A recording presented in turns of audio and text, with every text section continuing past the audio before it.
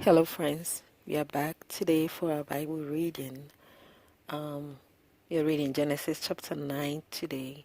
Yesterday, we concluded Genesis chapter 8, and we read that the flood waters was on the face of the earth for 150 days.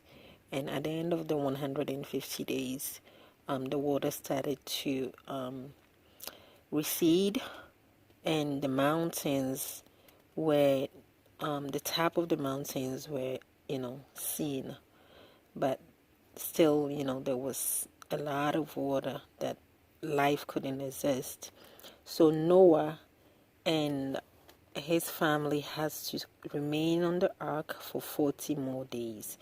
And during that 40 days, Noah sent out a raven to check, and the raven went out. It was going back and forth on the earth, and it did not return to Noah. But then he also sent out a dove. The dove went out. It came back because it didn't have a place to settle on the land. And Noah waited 7 more days, and then he sent the dove out again. This time the dove came back with a plug of olive leaf in its mouth, and then Noah knew that yes, there was vegetation on the land, meaning the water is subsiding. And then Noah waited for 7 more days. He sent the dove out again. This time the dove didn't come back to Noah, so Noah knew that things were okay for them to come out. And also God confirmed it, called, talked to him and asked that they all come up, him and his family and every animal that was with him on the ark. So after that, Noah, being grateful for God saving his life, made an offering. The Bible said the burnt offering was like a soothing aroma to God. So God decided and made a covenant that he was not going to destroy the earth again with a flood. So that was the end of Genesis chapter 8. Now we are going to Genesis chapter 9.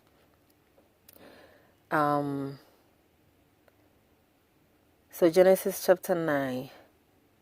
Before I go on, actually, yesterday I thought about what we read, and I believe that even though the animals were two, male and female that went on the ark, most of them probably were coming out in greater numbers than they went in, because they definitely reproduced on the ark. And it's even possible that Noah's daughters-in-law, probably some of them may be pregnant before they came out.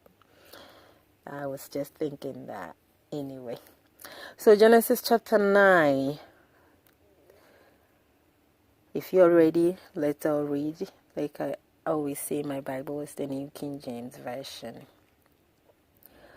So God blessed Noah and his sons and said to them, "Be fruitful and multiply, and fill the earth, and the fear of you and the dread of you shall be on every beast of the earth, on every bird of the air, on all that move on the earth, and all the fish of the sea. They are given into your hand. Every moving thing that lives shall be food for you. I have given you all things, even as the green herbs.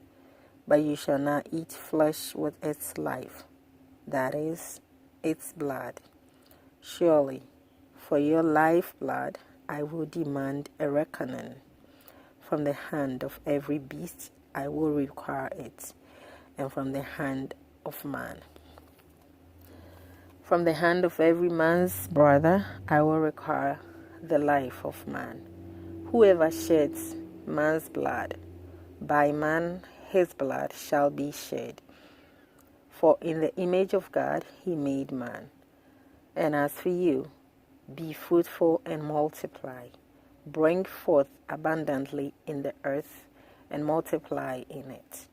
Then God spoke to Noah and to his sons with him, saying, And as for me, behold, I establish my covenant with you and with your descendants after you, and with every living creature that is with you, the birds and cattle, and every beast of the earth with you, of all that go out of the ark, every beast of the earth. Thus I establish my covenant with you. Never again shall all flesh be cut off by the waters of the flood. Never again shall there be a flood to destroy the earth. And God said, This is the sign of the covenant which I make between me and you, and every living creature that is with you. For perpetual generations I set my rainbow in the cloud, and it shall be for the sign of the covenant between me and the earth. It shall be, when I bring a cloud over the earth, that the rainbow shall be seen in the cloud, and I will remember my covenant which is between me and you, my covenant which is between me and you, and every living creature of all flesh. The waters shall never again become a flood to destroy all flesh. The rainbow shall be in the cloud, and I will look on it to remember the everlasting covenant between God and every living creature of all flesh that is on the earth. And God said to Noah, This is the sign of the covenant which I have established between me and all flesh that is on the earth. Now the sons of Noah who went out of the ark were Shem, Ham, and Japheth. And Ham was the father of Canaan. These three were the sons of Noah, and from these were the whole earth. And from these the whole earth was populated. And Noah began to be a farmer, and he planted a vineyard. Then he drank of the wine, and was drunk, and became uncovered in his tent.